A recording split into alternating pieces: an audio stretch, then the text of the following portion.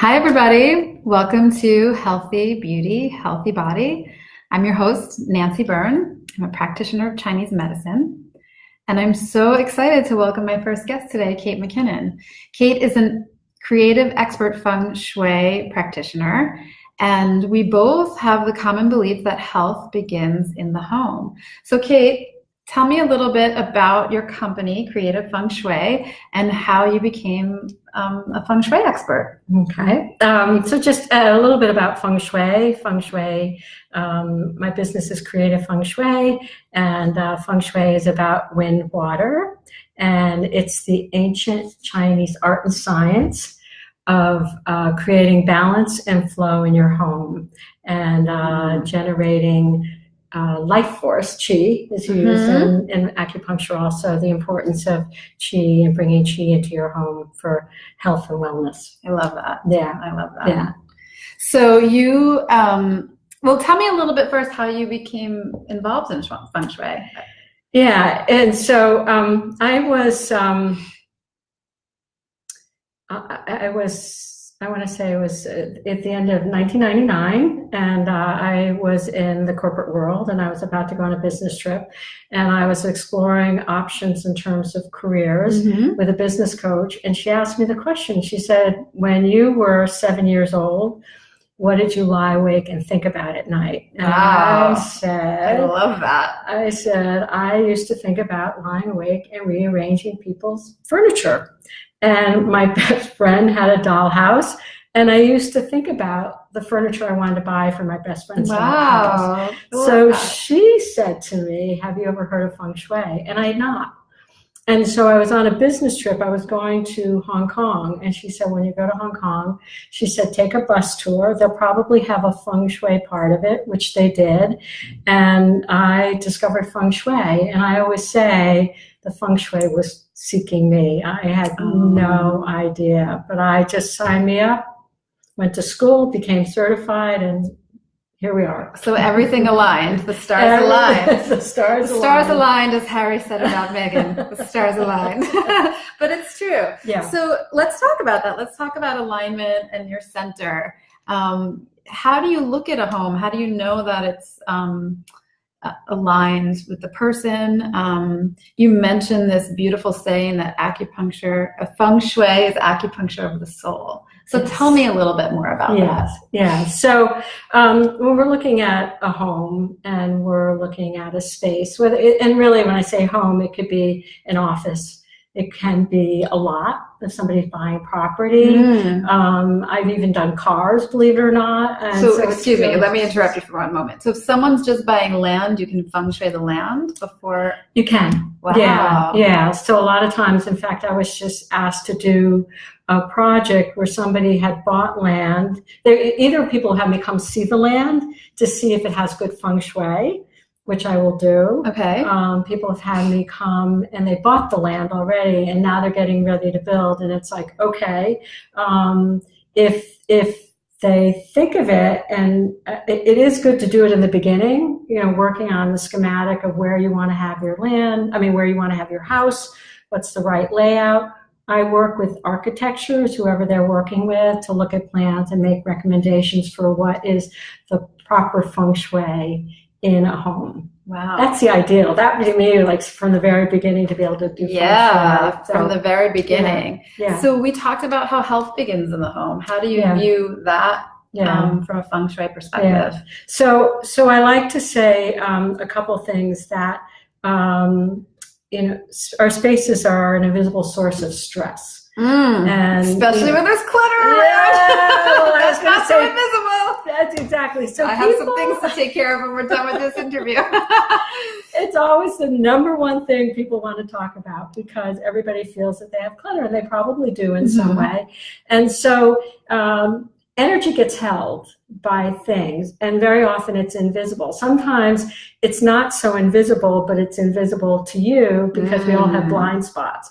Okay. So energy gets held in things, and so that energy blocks things and it causes stress. So when we think about health, I always say the number one cause, or it's a pretty grand statement, but the main cause of illness is stress. And so if you think about health begins in the home, if you have stress in your home, and we always say home is supposed to be a place where you come home, it's your sanctuary. Yeah. You're supposed to be able to come home and rest, restore after being out in this crazy world, right? It's your and then be able space to go back out. So if there's stress in your home and you're trying to relax, it's very counterproductive. And people get sick from it.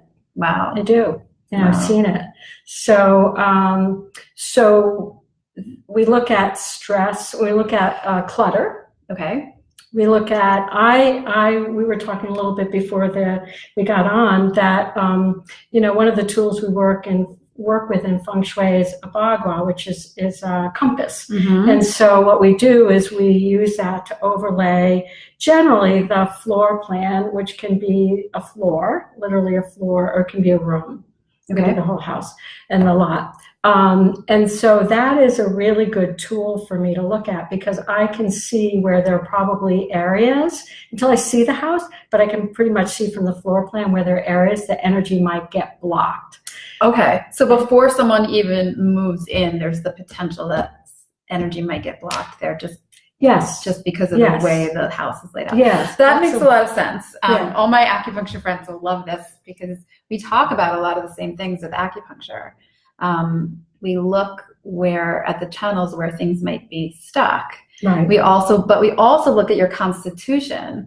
So constitutionally, someone might be more likely to never get a cold, but they have a tendency to get aches and pains and tendinitis. Right. Where someone else constitutionally, one system will always be affected. So their lung system might be affected, which is breathing, but also skin. So they might have eczema and bronchitis. They might always catch a cold, but that's part of what they came into in the world. It's part of their constitution. So that's so interesting to me that a house might already have a setup where weaknesses might occur, but then you can, just like we can address the body with acupuncture, you address it with Feng Shui. Right. And I'm actually going to add a level onto that because one of the expressions is house as mirror of soul.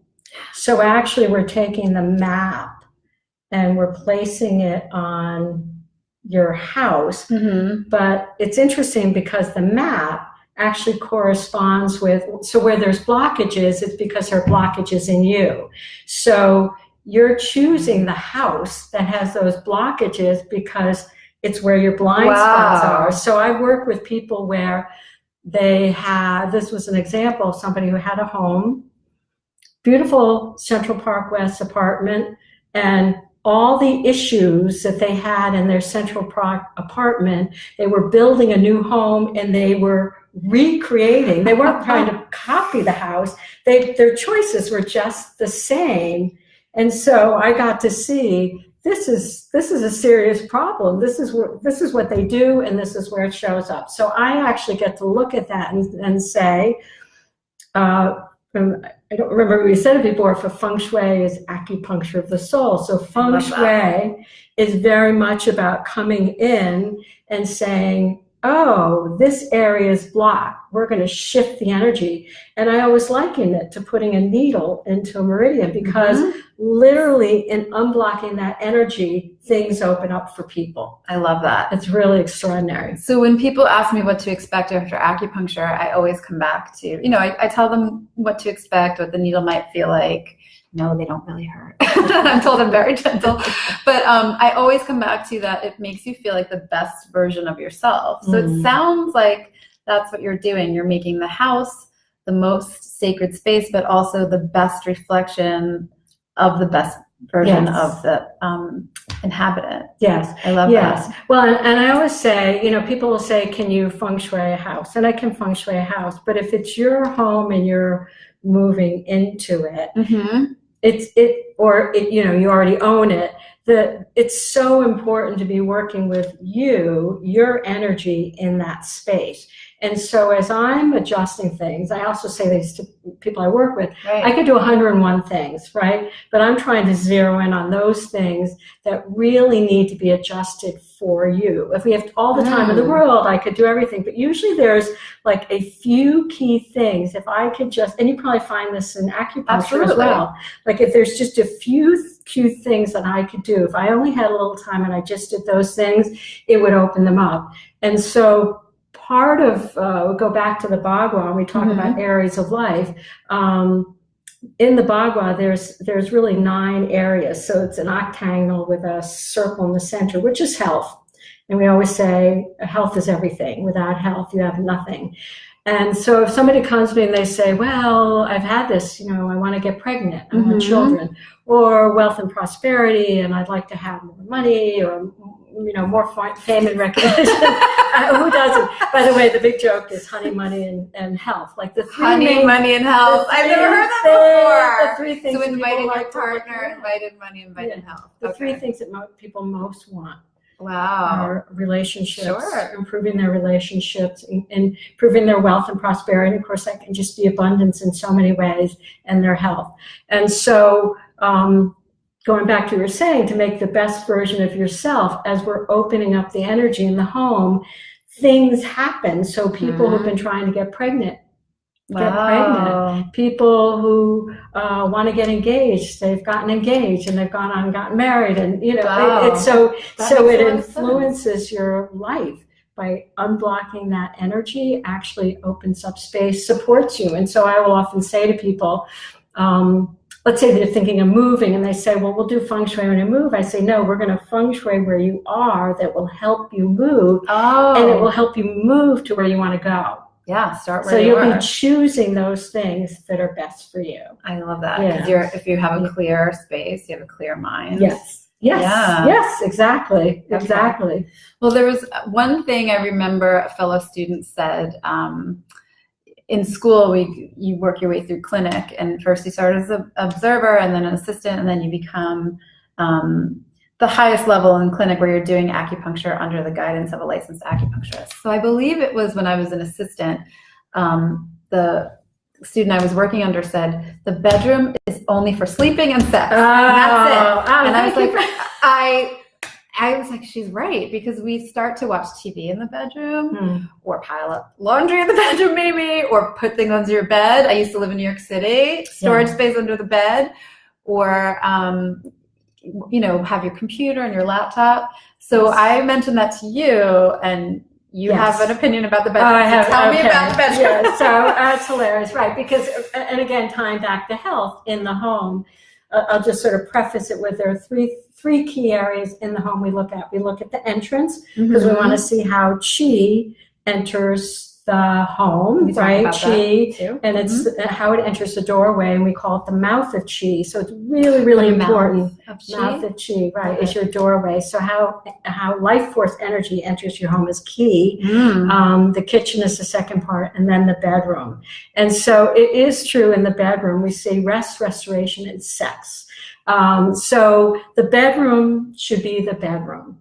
And it is amazing to me. One of the number one offenders is people having not just TVs, but like huge TVs. Right. And so I would say generally when I say they have to get the TV out, most people agree. No, they will. Oh yeah, most people, because part of what they're coming and people really open up to me, and they're sharing. It's an honor to be with them in their home. Home is a sacred place. It's a sanctuary, and it's very intimate. And so people actually tell me things, and I will say, if this is what you want, then to get the results, you need to take the TV out. It's there are very few things I say, no, absolutely not. TV is one of them.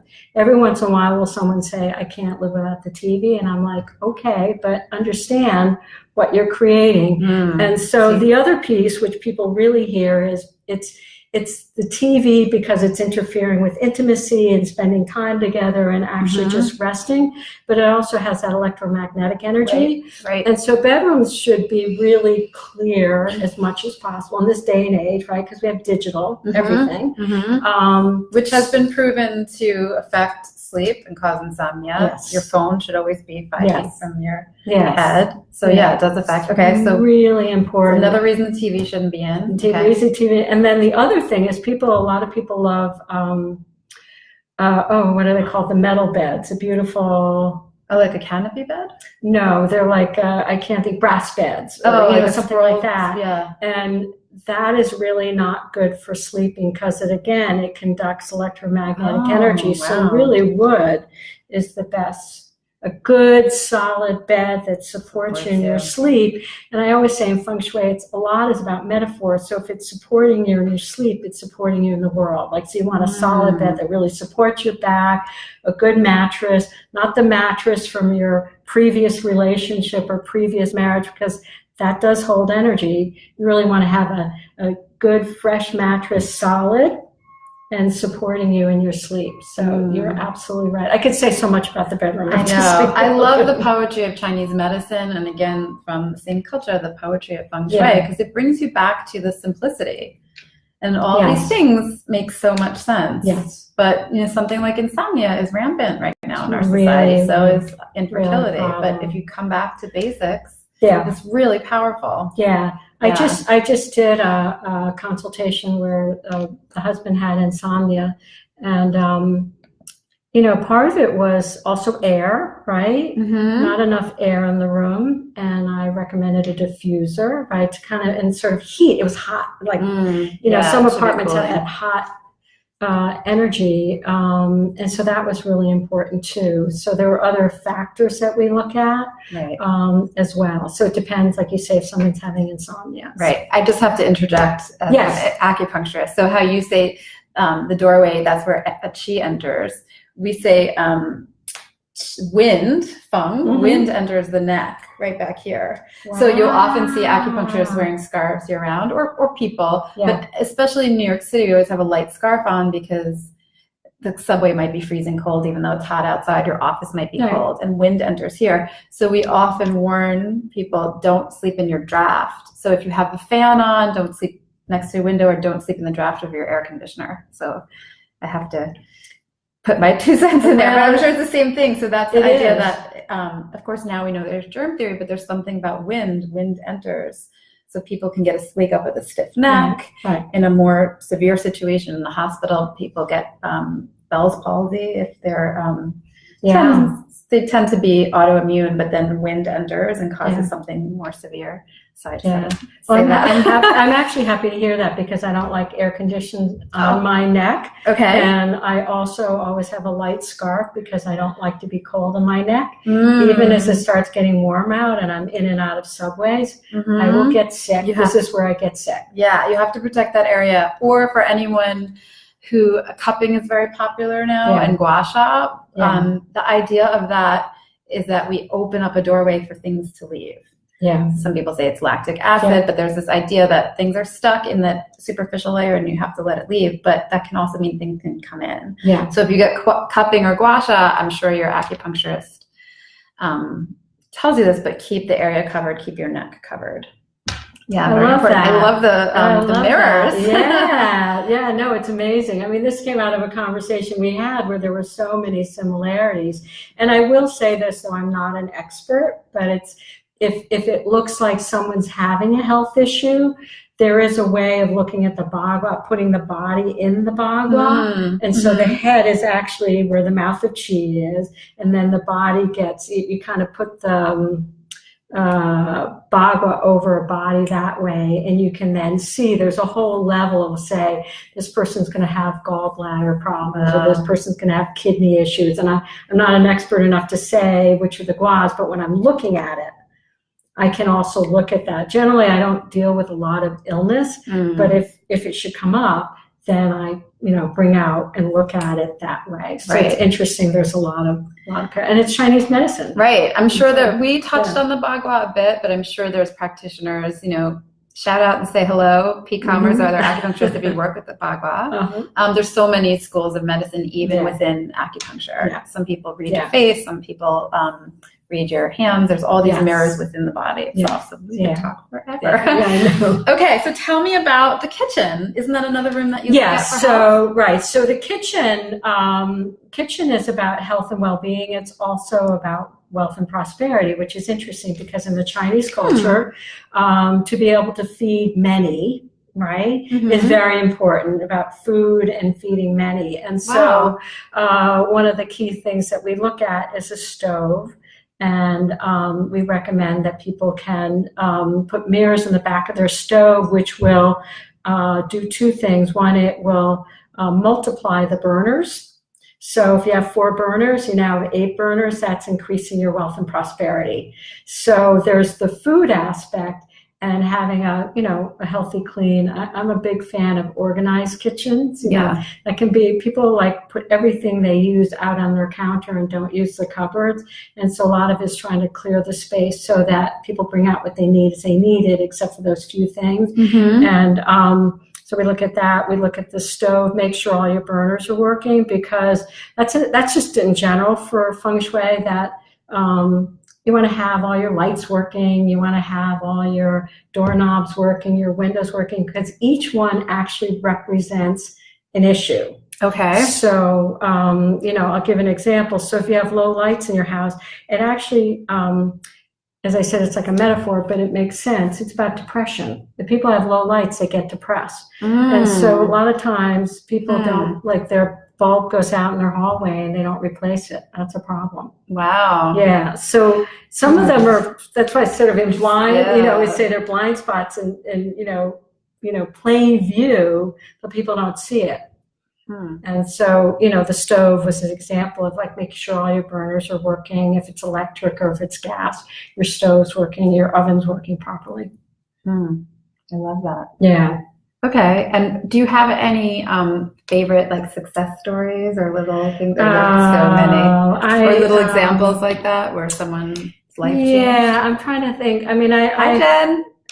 Hi, Jenna. Hi, Jen. Let us know if you have any questions for absolutely. Kate. And if anyone's joining us on the replay, I'll be sure to share Kate's information. Right. But if you have any questions about Feng Shui or how it can help your health and wellness, your home, or help sell your home, or help make you feel more comfortable within your home, please let us know. Well, I'm gonna stay with the health. I have many.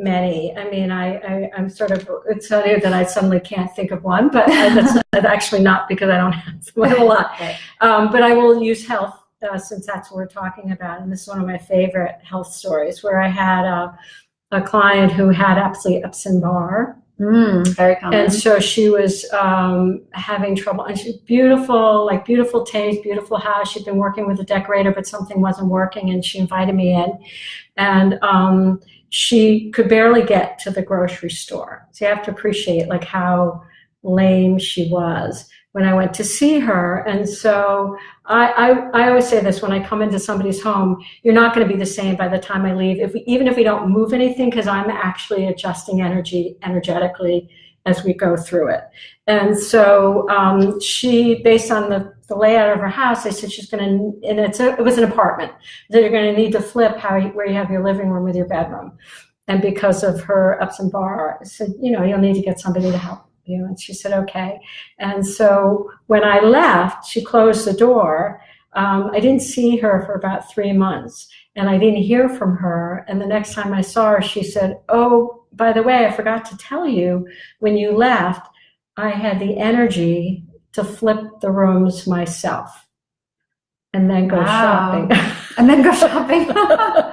Wow. That I say that because that's the power. Sometimes it can be that fast. Now there are things that need to shift as you're working on them, because I leave people with lists of things to do. They have a map, everything like that.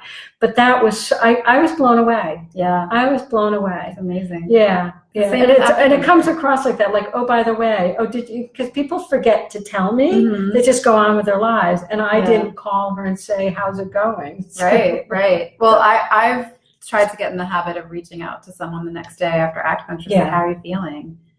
And sometimes they're like, amazing. Yeah. And same thing. Sometimes it takes some time.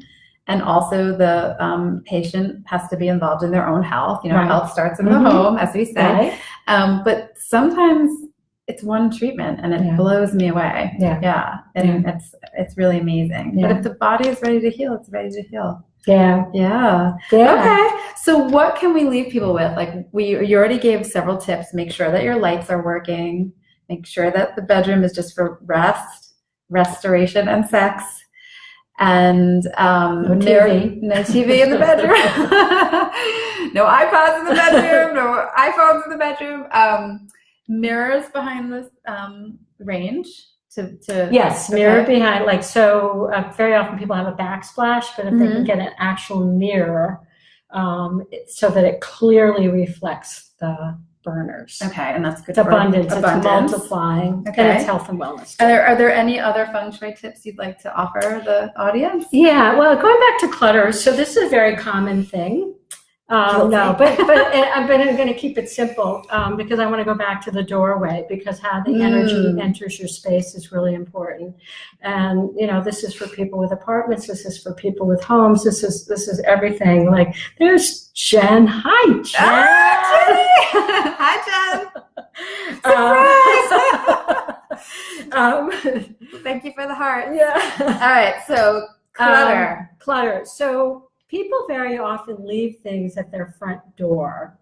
And if they have a hallway, they leave things in their hallway. And you really want the energy to be able to enter. And I always sort of describe Chi as like a little, I don't know, it's like a little character. They love energy, they love space, they love light. And if you're blocking it, they can't get in very far. The energy, life forces. So even something as simple as look at your doorway, how energy enters. Is there anything, this is true in apartments, people put bikes, baby carriages, all sorts of things in front of the door. It's just amazing to me. Hi, Jen. We're letting the love in. Yeah, we're taking it in. Yeah, that's so true, because I tend to get a little cluttered and then I hate it and I clean it up. And when I have my doorway and it's a long hallway and it's all clean, I'm just like, it feels good. So good. It feels so good. So good. It's so I always true. say I feel so virtuous when I do. Yeah, It just feels so much to better. clean up my hallway after that. Well, yeah, it just feels. You feel different. Yeah, you feel your different. energy. You feel different. And yeah. the two other things I want to talk about. So we have these beautiful flowers. Oh, yes. Which are, so orange is the color of health, so we brought this in for health.